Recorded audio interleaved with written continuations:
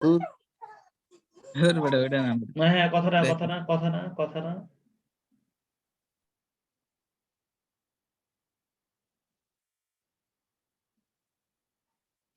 অংশীদারি ব্যবসা হচ্ছে যখন এক বা একাধিক ব্যক্তি নিজেদের মধ্যে চুক্তির মাধ্যমে কোনো ব্যবসা প্রতিষ্ঠান গড়ে তোলে, তখন আমরা সেই ব্যবসা প্রতিষ্ঠানকে অংশীদারি ব্যবসা বলি।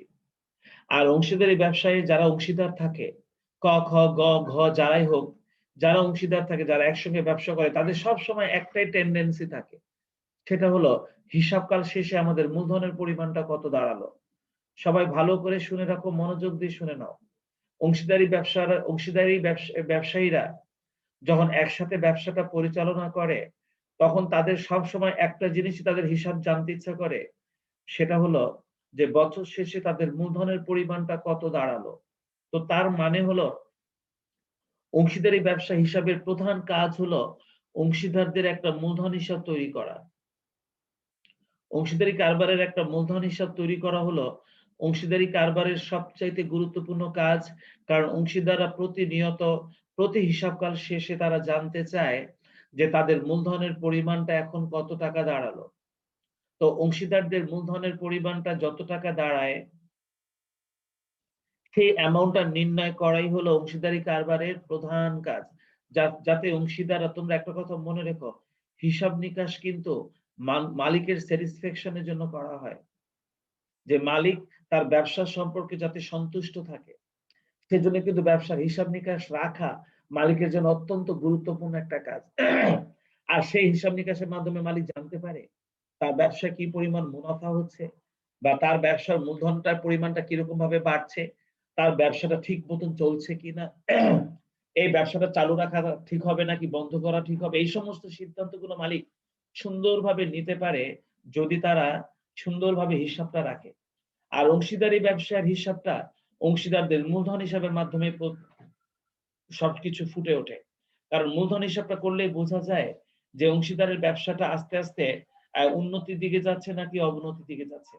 মালিকরা যদি দেখে তাদের মূলধনের পরিমাণটা ক্রমান্বয়ে বাড়ছে, তাহলে তাদের বুঝতে হবে যে তাদের অংশীদারি ব্যবসাটা আস্তে, আস্তে বড় হচ্ছে।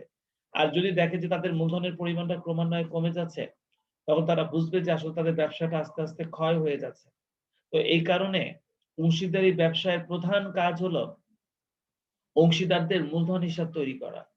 তোমরা মনে রাখবে, এই অংশীদারদের মূলধন হিসাবটা আমরা ২ টা পদ্ধতিতে তৈরি করতে পারি। একটাকে বলা হয় পরিবর্তনশীল পদ্ধতি, একটাকে বলা হয় স্থায়ী পদ্ধতি। এই কথাগুলো মনে রাখতে হবে, কারণ অংশীদারি কারবারের অঙ্ক করতে হ্যালো। গিয়ে অংশীদারি কারবারের অঙ্ক করতে গিয়ে, হ্যাঁ, কথা শুনতে পাচ্ছি। তুমি ক্লাসে জয়েন করো। সাউন্ড করো না। স্পিকার বন্ধ করো। অংশীদারি কারবারের মূলধন হিসাবটাই হলো আমাদের সবচেয়ে গুরুত্বপূর্ণ কাজ। আর সেটা করতে গিয়ে আমরা ২ টা পদ্ধতিতে করতে পারি। একটা হচ্ছে পরিবর্তনশীল পদ্ধতি, একটা হচ্ছে স্থায়ী পদ্ধতি। তোমরা শুনে নাও, পরিবর্তনশীল পদ্ধতিতে যদি প্রারম্ভিক মূলধনটা পরিবর্তন হয়ে সমাপনী মূলধনে পরিণত হয়, তখনই সেই মূলধন হিসাব পদ্ধতিটাকে আমরা বলি পরিবর্তনশীল পদ্ধতি। আরো ভালো করে যদি জানতে চাও, তাহলে আমরা বলতে পারবো মূলধন হিসাবের যেই পদ্ধতিতে মূলধনের পরিবর্তন হয় সেই পদ্ধতিকে আমরা পরিবর্তনশীল মূলধন পদ্ধতি বলি। অর্থাৎ শুরুতে আমরা ১ লক্ষ টাকা নিয়ে ব্যবসা শুরু করেছিলাম। আর নানান ধরনের ঘটনা ঘটার কারণে সেই মূলধনের পরিমাণটা ১,২০,০০০ টাকা হয়ে গেছে। এই যে আমাদের প্রারম্ভিক মূলধনটার যে পরিবর্তন হয়েছে, আমরা যদি এই পরিবর্তনটা মূলধন হিসেবে দেখাই, তখন সেই মূলধন হিসাবটার নাম হয়ে যাবে পরিবর্তনশীল পদ্ধতি। আর স্থায়ী পদ্ধতি বলতে আমরা যেটা বুঝি, সেটা হচ্ছে মূলধন পদ্ধতির এই পদ্ধতিটাতে দেখা যাচ্ছে আমাদের প্রারম্ভিক মূলধনটা কখনোই পরিবর্তন হয় না। অর্থাৎ বছরের শুরুতে মূলধনটা যত থাকে, বছরের শেষেও মূলধনটা ততই থাকে, যতক্ষণ পর্যন্ত না অতিরিক্ত মূলধন প্রদান করা হয়। তার মানে অতিরিক্ত মূলধন ছাড়া অন্য কোনো ঘটনা যদি মূলধন হিসাবে না বসে, তখন আমরা সেই মূলধন পদ্ধতিটাকে বলবো স্থায়ী পদ্ধতি বা স্থিতিশীল পদ্ধতি। তো এই দুটো পদ্ধতিতে সাধারণত মূলধন আ হিসাবটা প্রস্তুত করা হয়। তাহলে তোমরা মনে রেখো, মূলধন হিসাব তৈরি করার প্রধান কাজ হলো পরিবর্তনশীল মূলধন পদ্ধতি, আরেকটা হচ্ছে স্থায়ী মূলধন পদ্ধতি। তো এখন প্রশ্ন হলো, তাহলে আমি খ নম্বরে লাভ লোকসান বন্টন বা লাভ লোকসান আবন্টন কেন লিখলাম? এটাকে আমরা লাভ লোকসান বন্টনও লিখতে পারি, লাভ লোকসান আবন্টনও লিখতে পারি। কেউ লাভ লোকসান বন্টন লেখে, আবার কেউ লাভ লোকসান আবন্টন লেখে। আমরা দুইটা নামই লিখে রাখলাম, যাতে লাভ লোকসান বন্টন অথবা লাভ লোকসান আবন্টন যে কোনো একটা লেখা যায়।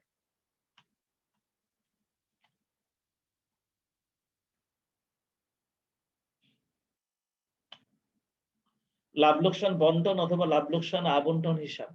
তো এই লাভ লোকসান বন্টন বা লাভ লোকসান আবন্টন হিসাবটা আমরা কখন প্রস্তুত করি? তোমরা দেখো, অংশীদারি ব্যবসায় যখন কোনো মুনাফা হয়, সেই মুনাফার টাকা কিন্তু একজন অংশীদার না, সকল অংশীদারাই ভাগ পায়। তখন সেই মুনাফাটা সকল অংশীদারদের মধ্যে ভাগ করার জন্য আমাদের কিন্তু একটা লাভ লোকসান বন্টন হিসাব করার প্রয়োজন হয়। কারণ লাভ লোকসান বন্টনের এই আইটেমটাও কিন্তু আমাদের অংশীদারদের মূলধনের পরিমাণকে বাড়ায়। তাই যদি প্রয়োজন হয়, তাহলে আমাদের অঙ্কে কখনো কখনো লাভ লোকসান বন্টন হিসাবটা করার প্রয়োজন হবে। কিন্তু মনে রেখো, আমাদের প্রধান কাজ হলো অংশীদারদের মূলধন হিসাব তৈরি করা, হয় সেটা পরিবর্তনশীল পদ্ধতিতে অথবা সেটা স্থিতিশীল পদ্ধতিতে। তো আমি তোমাদেরকে শেখাবো পরিবর্তনশীল পদ্ধতিতে আমরা সাধারণত মূলধন হিসাবটা কিভাবে তৈরি করব, সেটা আমি তোমাদেরকে দেখাবো। তোমরা দেখো, এখানে একটা ছোট্ট উদাহরণ দেওয়া আছে। দেখো, এখানে আমি একটা অংশীদারদের মূলধন হিসাবের ঘর টেনেছি, যে ঘরের মধ্যে প্রথমে তারিখ, এরপর বিবরণ, এরপর একটা জাবেদা পৃষ্ঠা, এরপরে ক খ গ আমি ধরে নিয়েছি অংশীদার ৩ জন, নিচে ছোট্ট করে টাকা টাকা টাকা লেখা হয়েছে, আবার তারিখ, বিবরণ, জাবেদা পৃষ্ঠা, ক খ গ এর টাকা টাকা টাকা, এক পাশে ডেবিট পাস, এক পাশে ক্রেডিট পাস। এইটা হলো আমাদের মূলধন হিসাব। তোমরা একটা কথা মনে রেখো, এই মূলধন হিসাবটা কিভাবে তৈরি করা হয় সেটা এখন আমি তোমাদেরকে দেখাচ্ছি, তোমাদেরকে দেখাবো। মূলধনটা আমাদের জন্য একটা দায়। তাই মূলধনটা যত বাড়ে ততই তাদেরকে ক্রেডিট পাশে লেখা হয়। মূলধনটা দায়, আর দায় কোন পাশে বসে? দায় বসে ক্রেডিট পাশে। তাই যখন আমরা মূলধন হিসাব তৈরি করব, তখন মনে রাখবো মূলধনটা যত বাড়বে তখন সেই আইটেমগুলোকে আমরা ক্রেডিট পাশে লিখব। যদি কোনো কারণে মূলধন কমে যায়, তখন আমরা তাদেরকে ডেবিট পাশে লিখব। এই কথাগুলো তোমাদেরকে একটু খেয়াল রাখতে হবে। তোমরা দেখো, আমরা সর্বপ্রথম আমরা মূলধন হিসাব করতে গিয়ে ক্রেডিট পাশে ব্যালেন্স বিডি নামে লিখেছি ক, খ এবং গ এর ঘরে। ধরো ক, খ, ক এর ঘরে লিখলাম ৯০,০০০, খ এর ঘরে ৭০,০০০, আর গ এর ঘরে ধরো ৫০,০০০ লিখলাম। ছিল না, এই যে বসাই দিলাম। এটা আমি ধরে নিলাম অ্যামাউন্ট। এখন প্রশ্ন হলো, আমি কিন্তু এটাকে ব্যালেন্স বিডি নামে লিখেছি। যদি পুরাতন ব্যবসা হয়, অর্থাৎ আগে থেকে তারা ব্যবসা করে আসছে, বহু বছর আগে থেকে ব্যবসা করছে, এই বছরের শুরুতে তাদের মূলধন ছিল এত টাকা, এরকম কথা যদি অঙ্কে বলে, তখনই আমরা এটাকে ব্যালেন্স বিডি নামে লিখব। আর যদি এটা নতুন ব্যবসা হয়, যে এই বছরই ওরা ব্যবসা শুরু করছে, তখন আর প্রারম্ভিক মূলধন তাদের থাকবে না। তারা কে কত টাকা মূলধন নিয়ে ব্যবসা আরম্ভ করছে সেই কথাটা প্রশ্নের মধ্যে বলে দিবে। আর যদি সেরকম কথা বলে, তখন ব্যালেন্স বিডি না লিখে আমরা এখানে লিখবো নগদান হিসাব। তোমরা কি আমার কথাটা বুঝতে পেরেছো? আমি মূলধন হিসাবে কখন ব্যালেন্স বিডি লিখবো আর কখন আমি নগদান হিসাব লিখবো, এটা কি তোমরা বুঝতে পেরেছো? জি স্যার। এই প্রেজেন্টেশনটা দিকে শুধু খেয়াল করবা, এই প্রেজেন্টেশনটা দিকে খেয়াল করবা, যে আমরা এই প্রেজেন্টেশনটা কিভাবে করব, সেটার জন্য মূলধন হিসাবটা আমি তোমাদেরকে তৈরি করে দেখাচ্ছি। যে অংশীদারি কারবারের প্রধান কাজ হলো অংশীদারদের মূলধন হিসাব করা। আর মূলধন হিসাবের যে দুটো পদ্ধতি রয়েছে, একটা পরিবর্তনশীল, একটা স্থিতিশীল। আমরা পরিবর্তনশীল মূলধন পদ্ধতিটা আগে শিখতেছি। পরিবর্তনশীল মূলধন পদ্ধতিটা কিভাবে করতে হয় মূলধন হিসাব, সেটা দেখাচ্ছি। প্রথমে আমরা প্রারম্ভিক মূলধনটাকে ব্যালেন্স বিডি নামে লিখবো। যদি প্রারম্ভিক মূলধন না থেকে যদি বলে ওনারা ব্যবসা আরম্ভ করেছে, নতুন ব্যবসা এটা, তাহলে আমরা ব্যালেন্স বিডি না লিখে এখানে নগদান হিসাব লিখবো। লিখে আমরা এই আইটেম গুলোকে বসাবো, কি ঠিক আছে?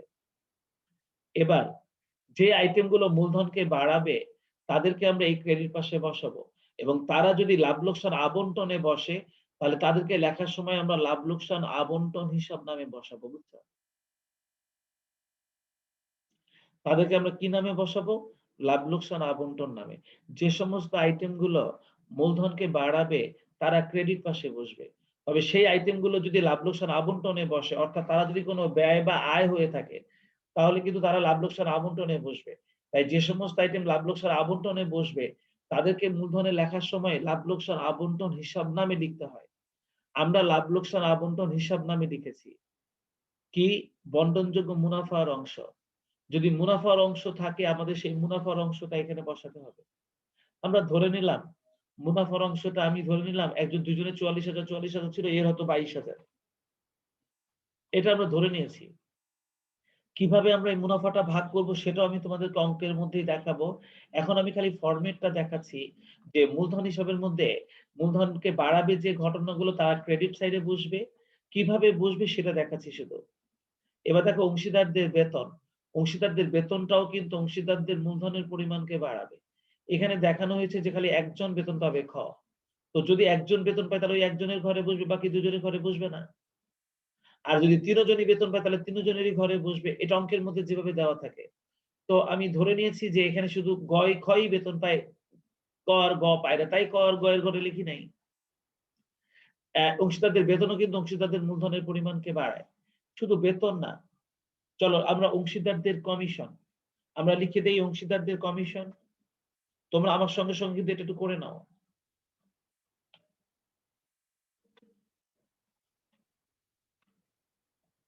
অংশীদারদের কমিশন। যদি অংশীদাররা কমিশন পায় তাহলে সেই কমিশনটাও তাদের মূলধনের পরিমাণকে বাড়াবে। আর আমরা ধরে নিলাম এই কমিশনটা শুধুমাত্র ক পাবে। হয়তো কই কমিশন পায়, খ পায় না, গ পায় না। তাহলে আমরা এটা খ এর ঘরে বসাই দিব, ক এর ঘরে বসাই দিব। আর কমিশনের পরিমাণটা ধরো ১০,০০০ টাকা।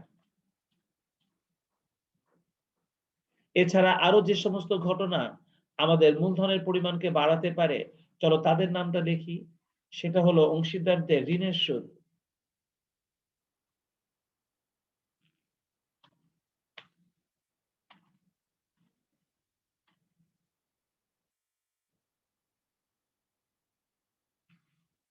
অংশীদারদের ঋণের সুদ।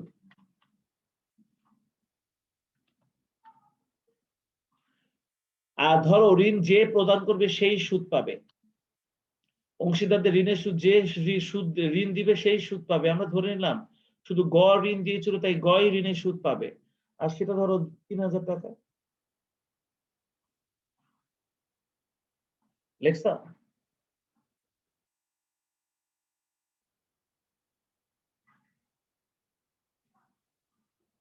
তবে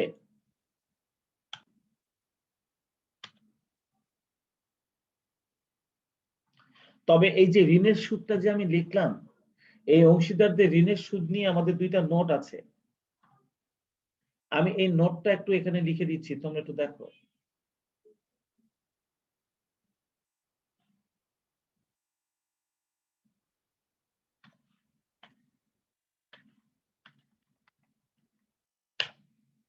অংশীদারদের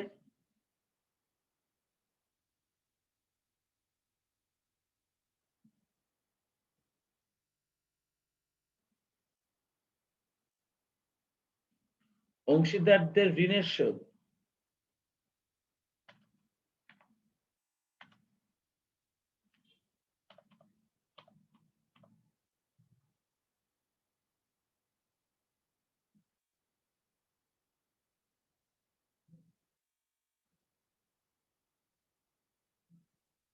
অংশীদারদের ঋণের সুদ।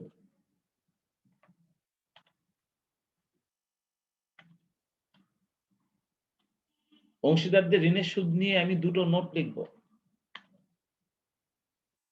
নোট নাম্বার ১,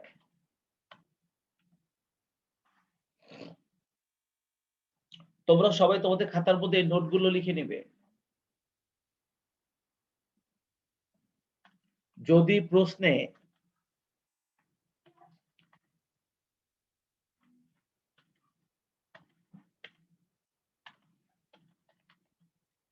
অংশীদারদের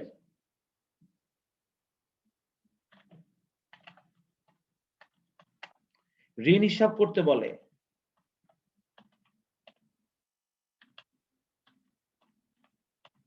তাহলে ঋণের সুদ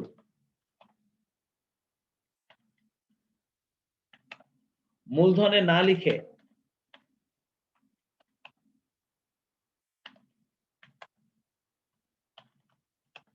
ঋণ হিসাবে লিখতে হয়। তোমরা কি নোটটা বুঝতে পেরেছ? যদি প্রশ্নে অংশীদারদের ঋণ হিসাব করতে বলে, তাহলে ঋণের সুদ মূলধনে না লিখে ঋণ হিসাবে লিখতে হয়। আমরা তো মূলধনের মধ্যে লিখে দিয়েছি এখন, তাই না? তার মানে আমরা ধরে নিয়েছি আমাদের এই অঙ্কে আলাদাভাবে কোনো ঋণ হিসাব ওনারা করতে বলেনি। আলাদাভাবে যদি ঋণ হিসাব না করতে বলে, তাহলে আমরা ঋণের সুদটাকে সরাসরি এখানে বসায় দিতে পারি। বুঝতে পেরেছ? এটা হচ্ছে নোট নাম্বার 1। তোমরা সবাই শুনছো তো আমার কথা? জি স্যার। স্যার তোমরা কি সবাই এই নোটটা লিখছো? জি স্যার। অঙ্ক করার সময় এই নোটগুলো কাজে লাগবে আমাদের। এবার নোট নাম্বার 2।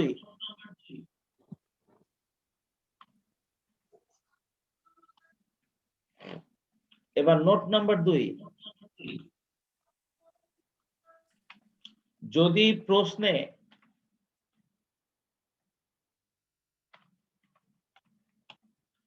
ঋণের উপর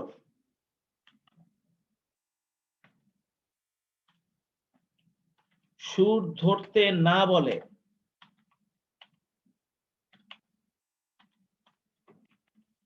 তাহলে 1932 সালের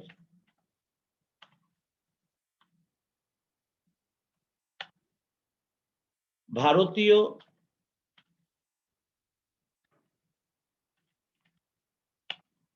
অংশীদারি আইন অনুযায়ী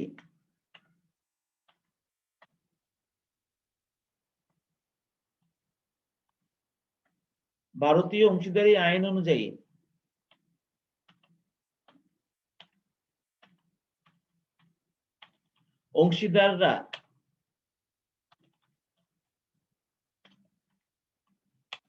তাদের ঋণের উপর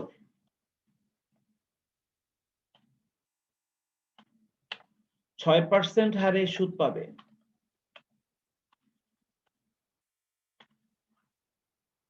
এটা হলো 2 নাম্বার নোট। তার মানে তোমাকে অংশীদাররা ঋণ প্রদান করে এই কথাটা বলা আছে। অংশীদাররা ঋণ প্রদান করে এই কথাটা তোমাকে বলে দিয়েছে, কিন্তু এই ঋণের উপর তোমাকে কোনো সুদ ধরতে বলেনি। তাই ওনারা যদি সুদ ধরতে নাও বলে, তবুও তোমাকে 6% হারে সুদ ধরতে হবে। এটা হলো অংশীদারি আইন। তোমরা কি এই অংশীদারদের ঋণের সুদ সংক্রান্ত আমি যে দুটো আইন লিখলাম, এই দুটো আইন কি খাতায় তুলছো?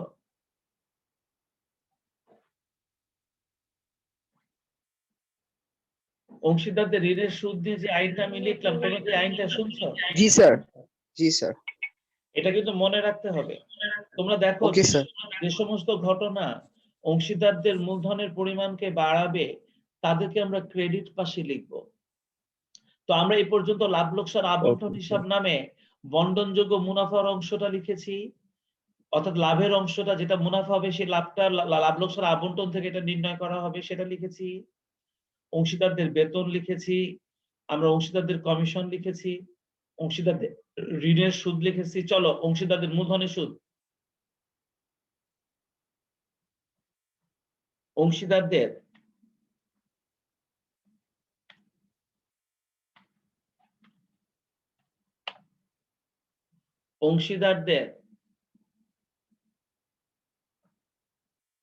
মূলধনের সুদ।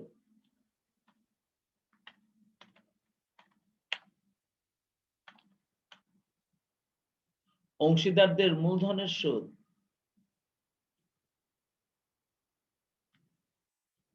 যদি অংশীদারদের মূলধনের সুদ অঙ্কের মধ্যে থাকে, তাহলে এটাও আমাদের মূলধনের পরিমাণকে বাড়াবে। আমি ধরে নিলাম এটা হচ্ছে 7,000,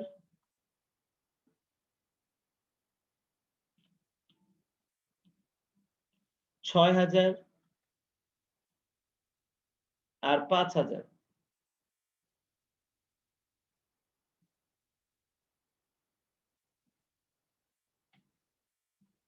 তার মানে যে সমস্ত ঘটনাগুলো অংশীদারদের মূলধনের পরিমাণকে বাড়াবে, তারা সবাই ক্রেডিট সাইডে বসে। আমি যতগুলো নাম দেখলাম লাভ লোকসান আবন্টন হিসাবের আন্ডারে বন্টনযোগ্য মুনাফার অংশ, অংশীদারদের বেতন, অংশীদারদের কমিশন, অংশীদারদের ঋণের সুদ, অংশীদারদের মূলধনের সুদ, তার মানে অংশীদাররা যত রকমের পারিশ্রমিক পায়, এই সকল প্রকার পারিশ্রমিক কিন্তু অংশীদারদের মূলধনের পরিমাণকে বাড়ায়। এই কথাটা কি তোমরা মনে রাখতে পারবে? অংশীদাররা তাদের ব্যবসা থেকে যত ধরনের পারিশ্রমিক পায়, অর্থাৎ যা যা তারা পায়, এই সবই তাদের মূলধনের পরিমাণকে বাড়ায়। এই কথাটা কি মনে রাখা যাবে? আর যে সমস্ত ঘটনা তাদের মূলধনের পরিমাণকে বাড়ায়, সেগুলোকেই আমরা মূলধন হিসেবে ক্রেডিট পাশে দেখি। আর যদি এই সমস্ত আইটেমগুলো আমরা লাভ লোকসান আবন্টনে লিখে থাকি, তাহলে তাদেরকে আমরা লাভ লোকসান আবন্টন নামেই এখানে বসাবো। হয়েছে? এবার আসো দেখি কোন কোন ঘটনা আমাদের মূলধনকে কমায় সেটা একটু দেখি। দেখো, প্রথমেই আমি লিখেছি উত্তোলন। অংশীদাররা যদি ব্যবসা থেকে টাকা উত্তোলন করে, তাহলে কিন্তু সেই উত্তোলনটা কিন্তু তাদের মূলধনের পরিমাণকে কমায়। আর উত্তোলন যেহেতু কখনোই লাভ লোকসান আবন্টনে লেখা হয় না, সেজন্য আমরা এটাকে উত্তোলন নামেই লিখে দিব। দেখো, উত্তোলন নামে একজন 24,000, একজন 12,000, আর একজন ধরো 8,000 টাকা উত্তোলন করেছিল, আমরা 8,000 টাকা লিখে দিলাম। এবার অন্যান্য ঘটনার মধ্যে লাভ লোকসান বন্টন হিসাব নামে দেখো উত্তোলনের সুদ। উত্তোলন যেমন আমাদের মূলধনকে কমায়, উত্তোলনের সুদটাও মূলধনকে কমায়। তোমরা এটা জানো। বিশদ আয় বিবরণী যখন তোমরা করেছিলা, তখন তোমরা দেখেছো যে মালিকানা সত্ত্ব বিবরণীতে উত্তোলনটা যেমন মূলধনকে কমায়, উত্তোলনের সুদ থাকলে সেটাও কিন্তু মূলধনের পরিমাণকে কমায়। বুঝছো? তাই উত্তোলনের সুদ আমরা ধরে নিলাম একজনের 2400, একজনের 1200, আর একজনের ধরে নিলাম 600।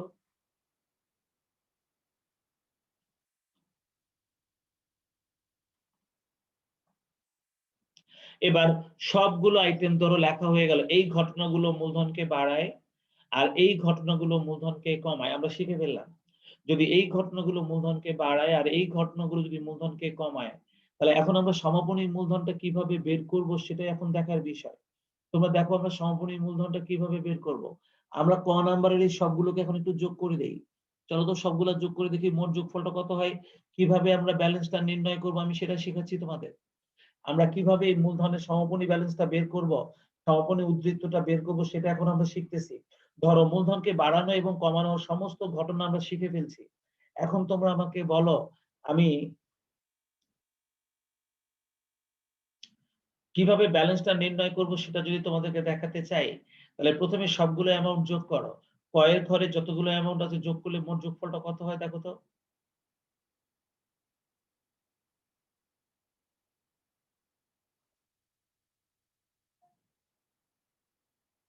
যোগ করে দেখো মোট যোগফলটা কত হয়।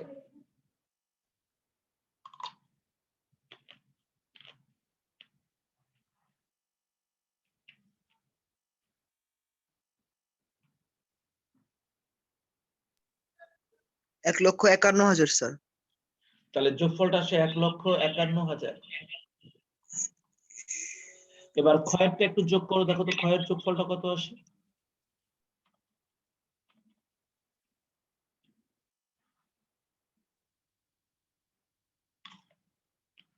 80,000 স্যার। না,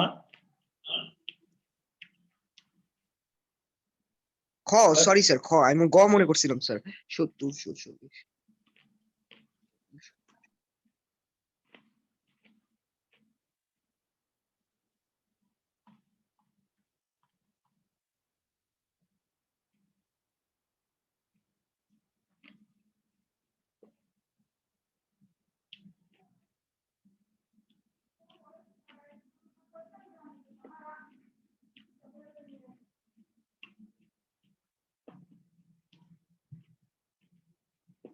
1,46,000 স্যার। 1,46,000। 44 স্যার। ও 44। 44। আচ্ছা, এই যে যোগফলটা আমরা করলাম, আমরা ব্যালেন্স নির্ণয় করার জন্য এই যোগফলটাকে এখন আমরা বাঁদিকেও লিখে দেব। আমরা ডেবিট পাশেও বসে দেব।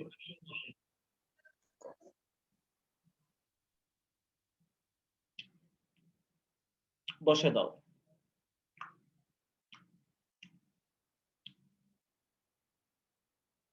এবার ব্যালেন্স সিডি বের করার জন্য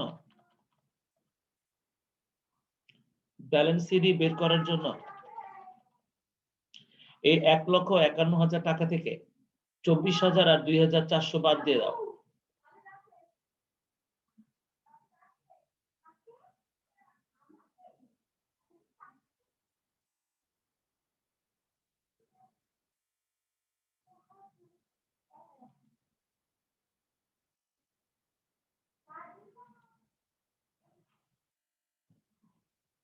তাহলে আমরা আমাদের ব্যালেন্স সিডিটা পেয়ে যাব। তাহলে দেখো তো আমাদের ক এর ব্যালেন্স সিডিটা কত হয়।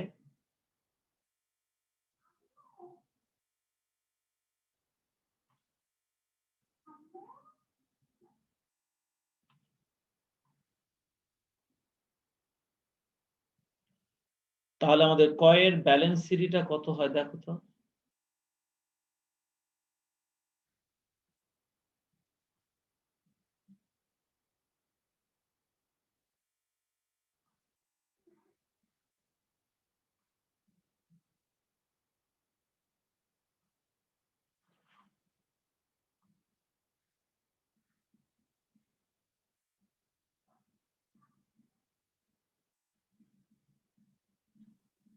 স্যার 1,48,576 টাকা। না, 1,51,000 থেকে তুমি ও 24,000 সরি আর স্যার, আমি 2,400 দুটোই বাদ দিবা। 2,400 দিয়ে দিছি, ভুলে 400 দিয়ে দিছি, 2,000, সরি স্যার। 2,400 আর 24,000 দুটোই বাদ দিবা। উত্তোলনটাও স্যার। বাদ যাবে, উত্তোলনের সুদটাও বাদ যাবে। 1,51,000 টাকা থেকে উত্তোলনটাও বাদ যাবে, উত্তোলনের সুদটাও বাদ যাবে। আমি তোমাদেরকে দেখাচ্ছি যে অংশীদারি কারবারের অঙ্কের প্রধান কাজ হলো মূলধন হিসাব তৈরি করা। আর এই মূলধন হিসাবটা আমরা কিভাবে তৈরি করব সেটা আমি তোমাদেরকে দেখাচ্ছি। ভালো করে খেয়াল করো, এই কাজটাই আজকে ভালো করে শিখো। মূলধন হিসাবটা কিভাবে প্রস্তুত করতে হয় সেটাই আগে ভালো করে শেখো। স্যার 1,24,600। 1,24,600। ঠিক একইভাবে তোমরা পরের ব্যালেন্স সিডিটা বের করো।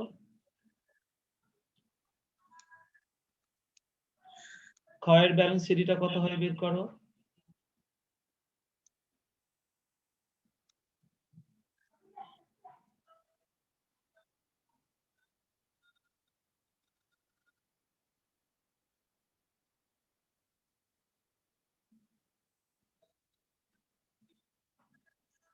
স্যার 1,30,800।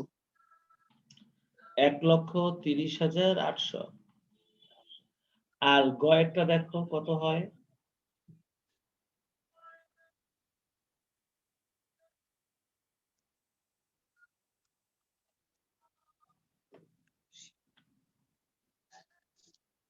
৳71,400। আমরা ৭১,৪০০ টাকা লিখে দিলাম। এবার তোমরা সবাই আমাকে বলো তো, এই যে আমি অংশীদারদের যে মূলধন হিসাবটা তৈরি করলাম, যে সমস্ত আইটেম অংশীদারদের মূলধনকে বাড়ায় তাদেরকে আমরা ক্রেডিটে লিখলাম, আর যে সমস্ত আইটেম মূলধনকে কমায় তাদেরকে আমরা ডেবিটে লিখলাম। এবার ক্রেডিট আইটেম গুলো যোগ করে ডেবিটে এনে এই আইটেম গুলো বাদ দিয়ে ব্যালেন্স সিডি বের করলাম।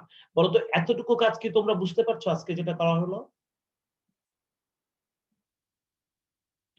যারা ক্লাসে আছো এতটুকু কাজ কি তোমরা সবাই বুঝছো?